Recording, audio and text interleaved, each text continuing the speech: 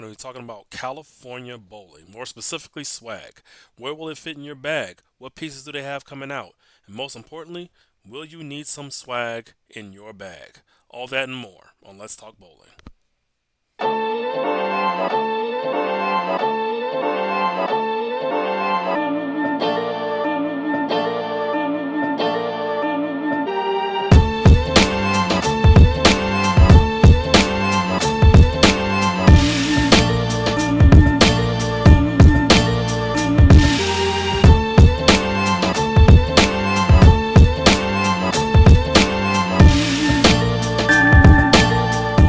Your host Go Time, and this is Let's Talk Bowling with me, Go Time, Coach Geek up there, and we have H2 Bowling, aka Hogan Hargrove. From where are you from, Hogan? I currently live in Mansfield, Texas. I bowl out of the DFW area, so if you want to just say Dallas, that works. But yeah, Mansfield. Okay. No, we're not Dallas fans. Ah. The way the Saints just won, I feel pretty happy. Yeah, I might have to be a Saints fan after that game. Goodness, but yeah, I'm Dallas area. You could just say Dallas if you want, Fort Worth, whatever. But it's a little suburb outside of there. So We have Texas in the house. That's good. That's good. So how we normally do this and how we normally start this off, Hogan, is we allow you to tell us about you, how you got into bowling, your accolades as far as 800s, 300s. No, and we also have a favorite question of ours that we do only on this show is what is you believe is your true average? Do you think your true average is on sport, or do you think your true average is on house? So we'll let you go ahead and take the floor from there. cool. Like we said, my name is Hogan Hargrove. Bowl out of the DFW area. I've been bowling since I was about 3 or 4 years old. Grandpa used to take us up to the bowling alley. He'd bowl several leagues. They had like a daycare up there almost, so like they would let us go out there and just play in the arcade or bowl or whatnot. But I wasn't very interested in the arcade. I like to bowl, so been bowling ever since then. I bowled youth growing up. I bowled like junior gold, those events like the junior JBTs as well, junior bowlers tour. Bowled a lot of those.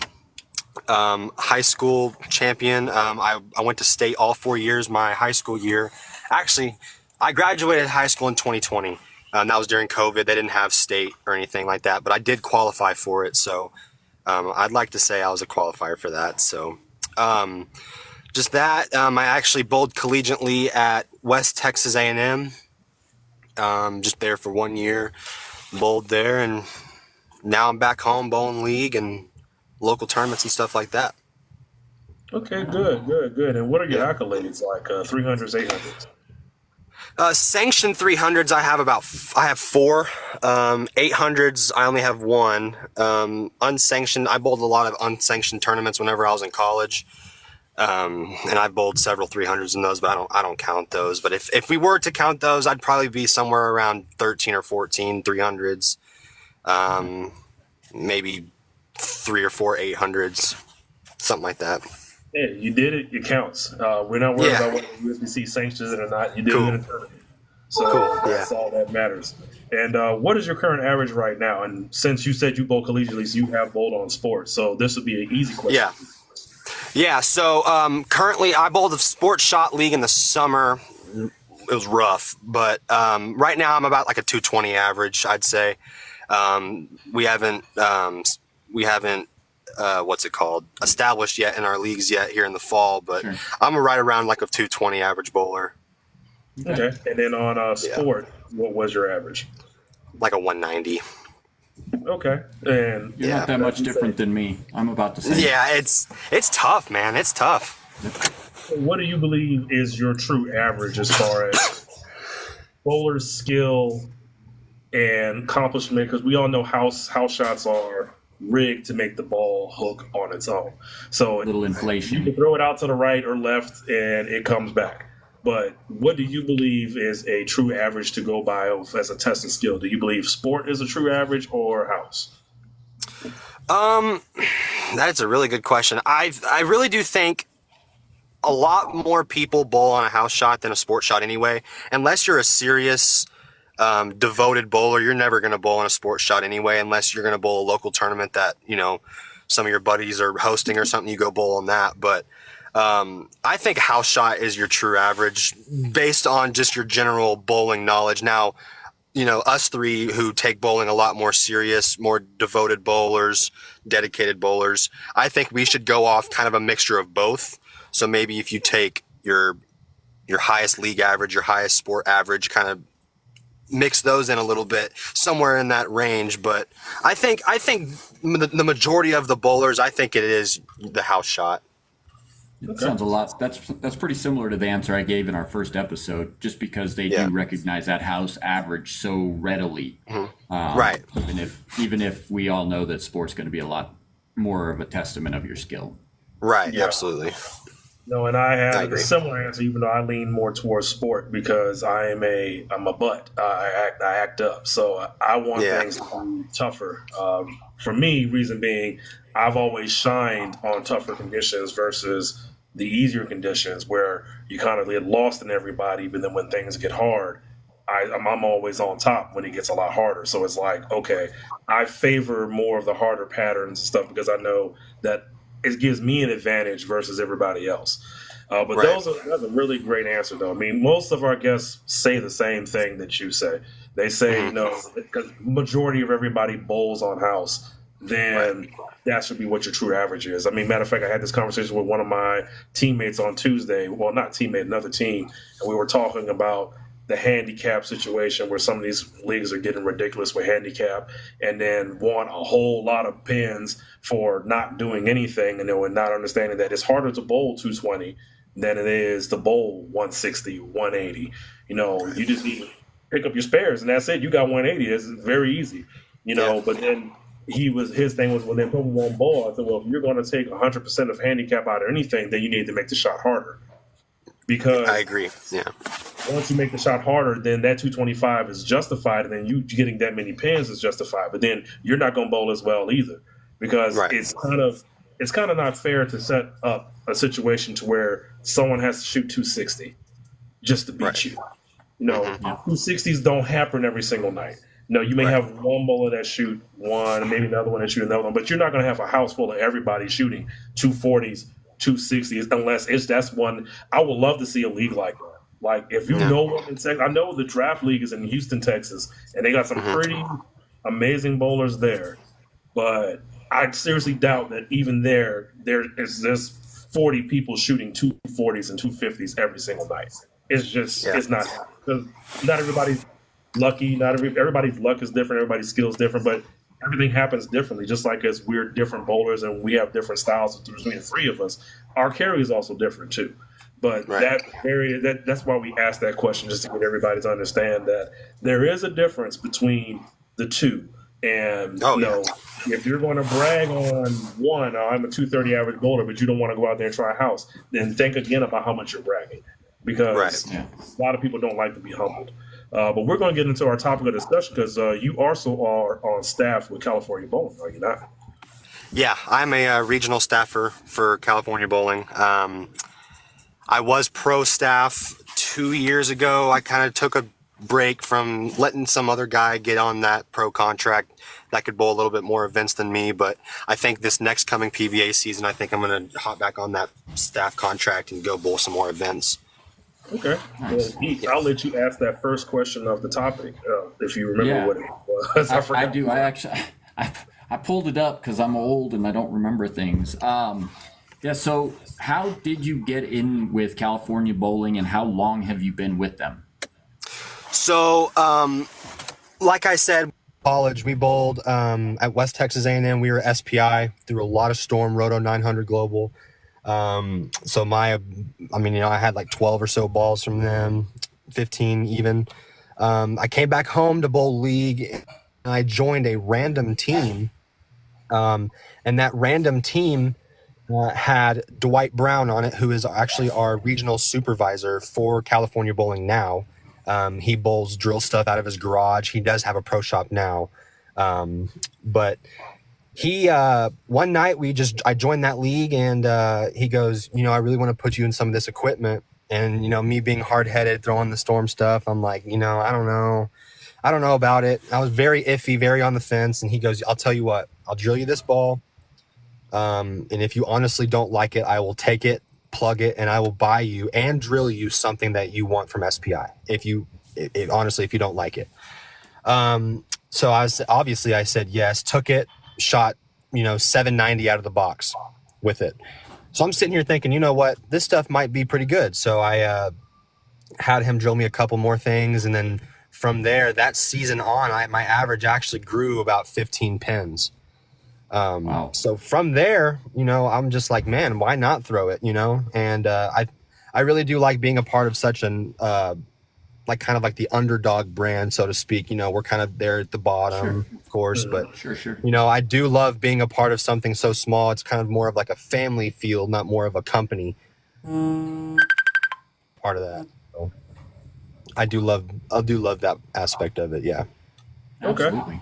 Great. And what ball was it that you threw, by the way?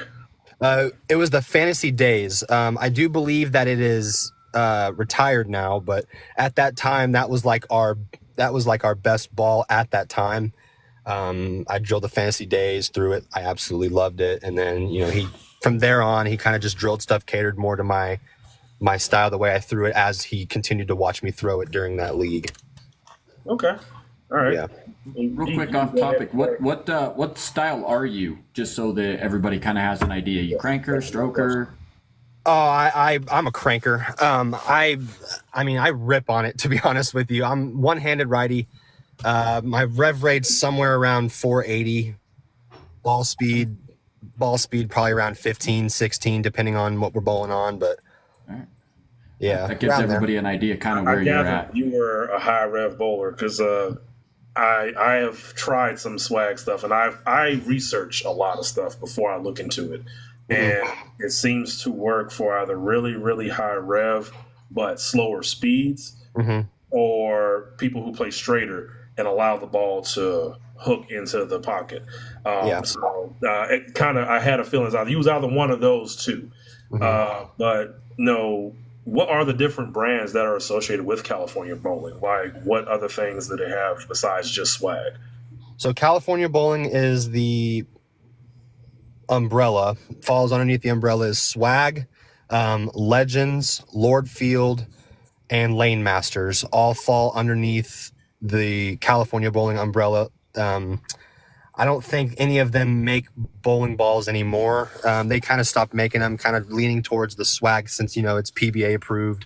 And I do know that Lane Masters still makes like the tape and the accessories on tour, bags and whatnot. But those are the four brands that are underneath the California bowling, but mainly swag is what is promoted the most. Okay, and then swag is the only one that's PBA approved, correct? Yeah, for a ball, like ball wise, like I said, Lane Masters, you could use like the tape and the bags and stuff like that, but ball wise, yeah, just swag. Okay. Well, Geek, you got the next one. Yeah. So we talked about what the different brands are under there. What are some of the things that separate California bowling and swag from some of the other brands? Like, I know they have a little bit different material. Maybe you could talk about that. Some people say they're super hard. So what are some of the things that separate you guys from everybody else? So Kent Ames, he owns he's like the higher up on our side that, they manufacture balls out of Korea. But he works out of Wichita Falls here in Texas. He likes to, they always talk about how they like to have a variety of stuff. I know they came out with a couple of new balls here recently. They do a lot on the colors, try not to match colors with other brands. A lot of it is the material, the cover stocks and stuff are very like Dwight was saying, a lot of the stuff is smooth. It seems very specific after, I've been on staff for about 3 years now. Different styles that I've seen. It's very specific. They are a lot smoother balls. They tend to go longer down the lane. And it isn't a ball to ball basis. It's more of a surface adjustment. If you need that ball to turn that corner at the end of the pattern, depending on, of course, what you're bowling on. But a lot of the equipment is very, very good. But like you said, it's very specific. So I think what separates it is just how long the stuff goes, how slow it is on the front part of the lane, but it still doesn't quit at the back end of the pattern. But I think it's very, very specific. But you, like I said, you kind of just have to try it out to know if they work or not. There was, I know locally around here, the only thing I ever heard was that they were harder cover stocks, and pro shops had a harder time drilling them because they were so hard. Yeah. I didn't know if there was any truth to that. Maybe you could dispel that. From what I'm still learning on how to drill my own stuff. Dwight Brown, he's my pro shop, he's my PSO.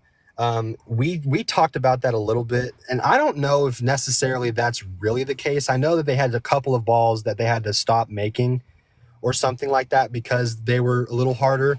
But we actually, when the PBA rule came out with the urethane, our urethane was already at 78 hardness.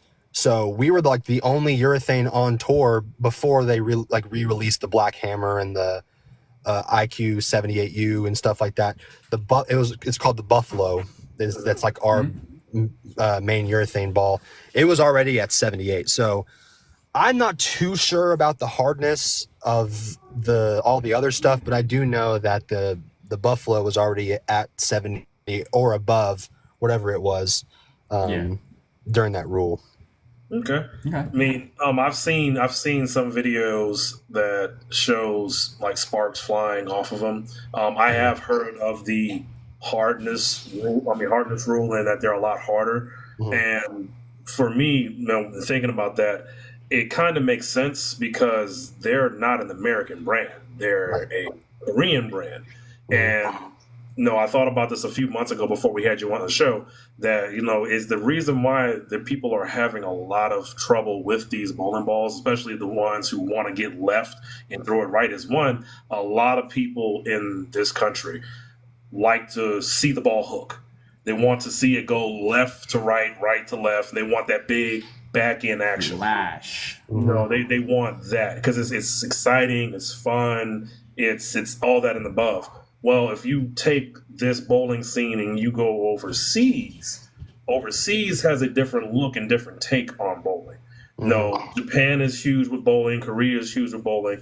Their conditions have to be different from what we bowl on, either to where they need stuff to go longer. They may bowl on mostly shorter patterns to where they need stuff that goes very long and is very controlling, because the stuff that we have on shorter patterns is not going to make it. No, it's not going to make it down the line. Even though we sell all our stuff across the world, I can see that a particular brand made by a specific country for a specific environment coming here and trying to not take over the market, but get into the market.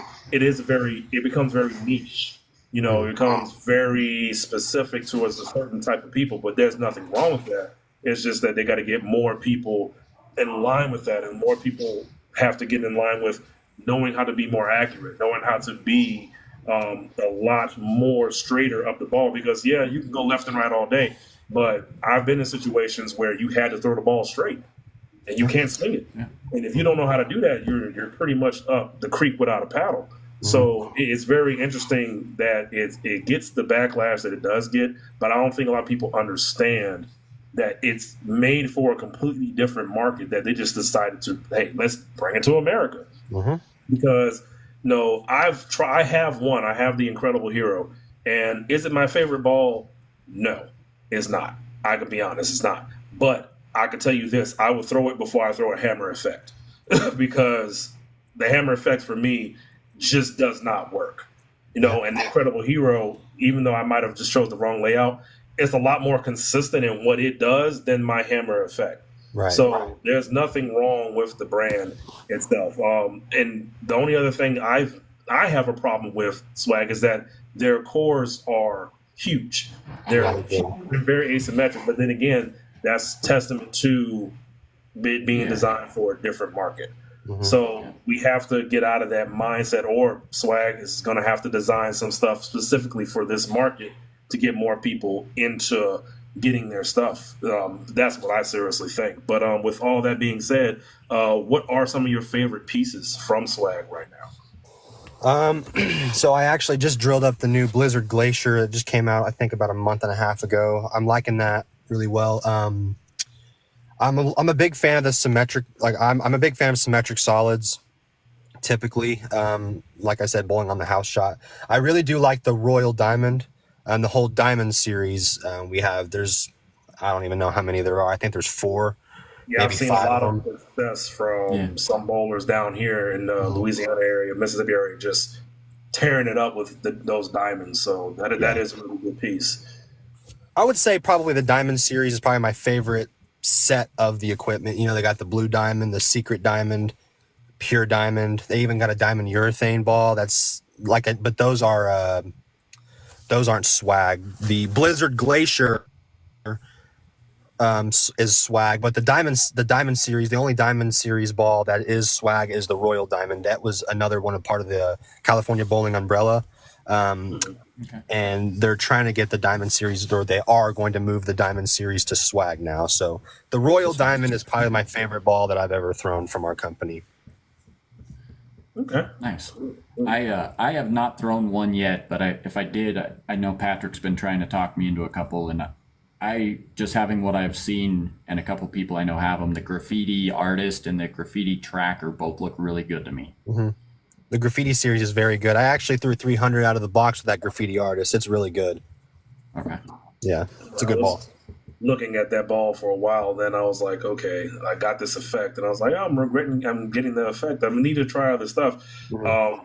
No, also I've been playing differently, so I haven't really put my full rev rate into any of my equipment at all. So I've been having a lot of hard times trying to get my average up there because I'm bowling in a way that I'm normally not used to bowling. But I've been doing it for 6 months now, and I got a good grasp on what to do. So I think I may give the Incredible Hero another shot because I haven't thrown it at full rev rate.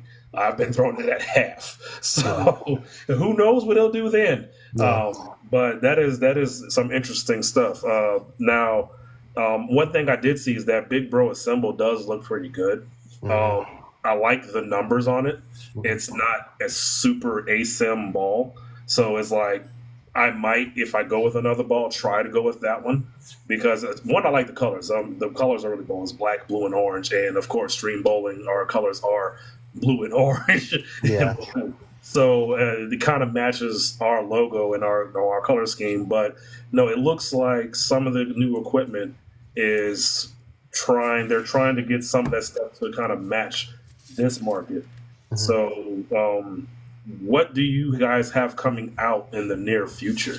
Like, is there anything specific that you want the folks to know that, hey, this is a ball you should be looking out for? This is a ball that's going to be great. Like, I haven't really watched the GOAT in action, and then you guys have been getting some attention. You know, you have the Hype, who's thrown quite a few of y'all balls, and that's actually huge because, I mean, he says the same thing. They're good straighter. They're not good for going too far left, but at the same time, straighter is better.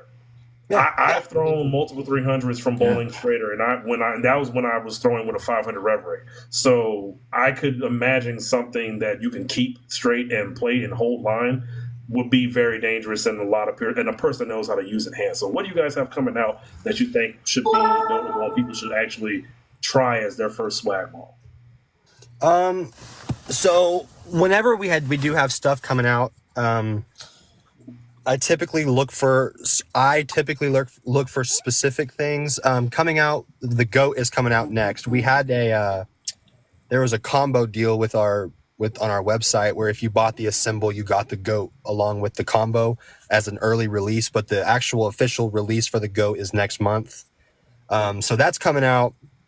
And then here later on, we got a newer diamond ball coming out, I think maybe January, but the balls that are coming out soon, we have a ball actually called the Hype, unfortunately, or not unfortunately, but ironically, we have a ball called the Hype coming out. That's coming out. And then we have another one of our archives. We have a whole archive series that ball's coming out soon. It's the hybrid, correct? Yeah. It's a blue, and it's like kind of like a bluish ball. I believe that's the hybrid version of it. Yeah. But yeah, those are coming out soon. But if anybody out there that's watching wants to get into swag, Charles did a really good job at the Hype. He did a really good job with the ace. The ace is something that I think if you're out there, don't know much about swag, I think that's a good starting point. That ball is very, very, very good.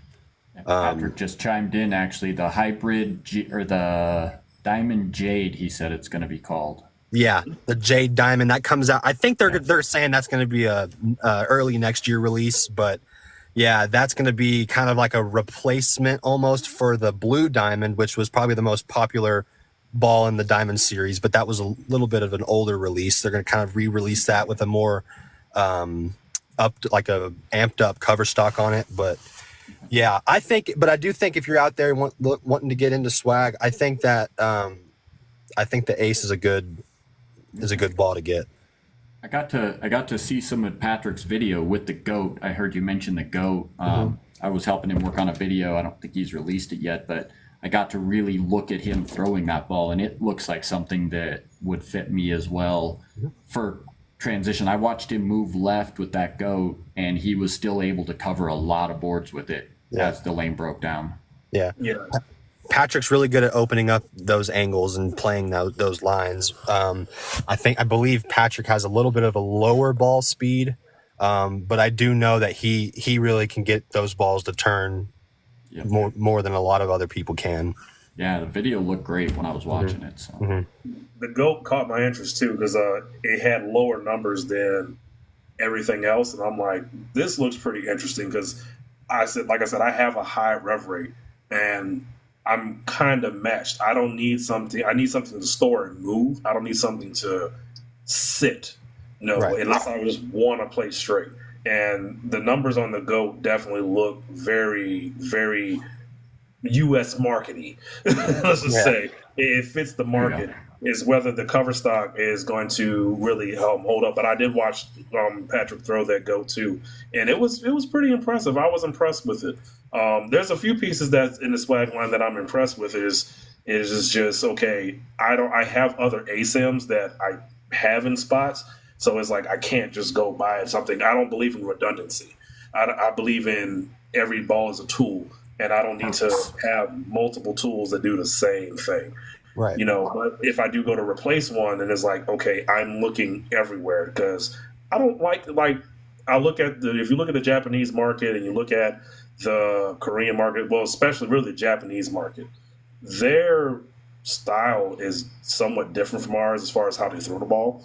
But also, if you really look at what they do, they don't like having the same thing as everybody else.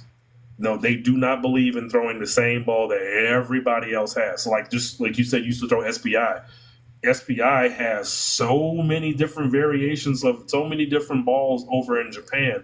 We don't even see them. They have cover stocks we never even heard of. Yeah. And we have combinations of stuff that we never even known it existed. Like I heard about the Code series well before they came to the States.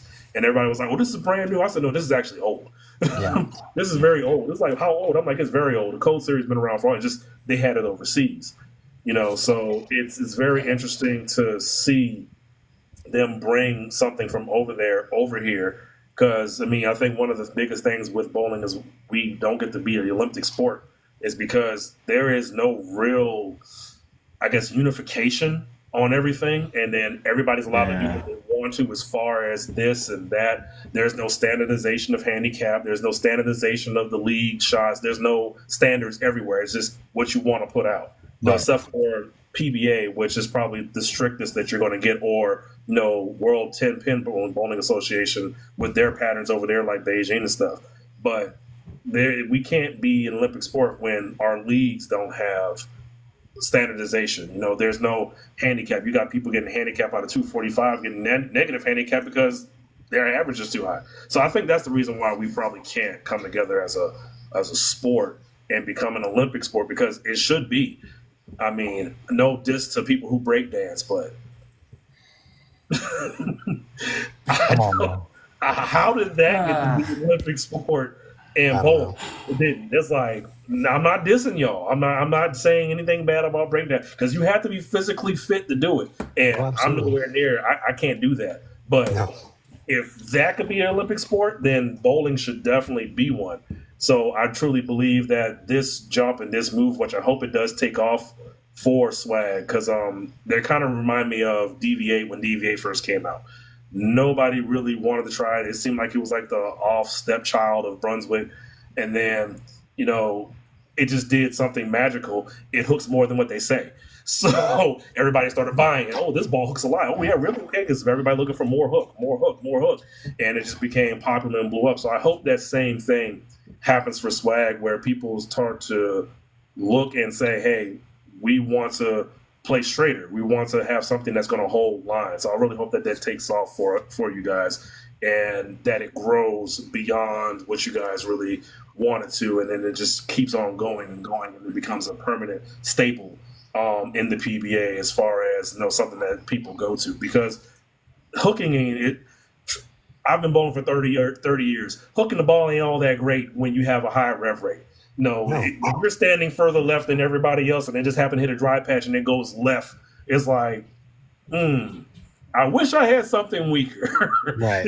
or something smoother so it wouldn't do it. So there's definitely a place for swag in the market. It's just that people need to get out of that mindset of, I want the ball to hook a lot. I need the most hooking ball out there, when you really don't. You need tools to be successful. But do you have any people or anybody that you want to shout out, or anything like that? Basically, just shout out this channel. I have this account. My brother and I do a lot of videos. We go live every Tuesdays, Thursdays, and every tournament. Basically, just shout out this channel, and then H2 Bowling, guys. Yeah, same name on YouTube as well. We're gonna start doing some YouTube videos. The only YouTube video we have out there now, I actually posted a ball review, or actually a ball tier list of all of our releases since 2023 to current. Just my opinions on them. I posted that. It's like our only video, but we're going to start working on getting some more content out there. Especially if I go bowl some events on tour next year, I'll vlog those and stuff like that. But mainly just our TikTok. And then if you want to go give us a follow on YouTube too, that'd be great. Absolutely. I know I will.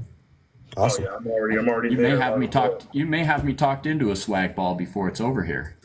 Hey, I'm telling you, man, we do a lot of work here locally. We get people in some balls and they're like, wow. Like like Dante, and I wish he was able to make it. He actually won one of our H2 bowling ball giveaways. Okay. We gave him a blue diamond. He won the blue diamond, and he actually shot his first 300 with it.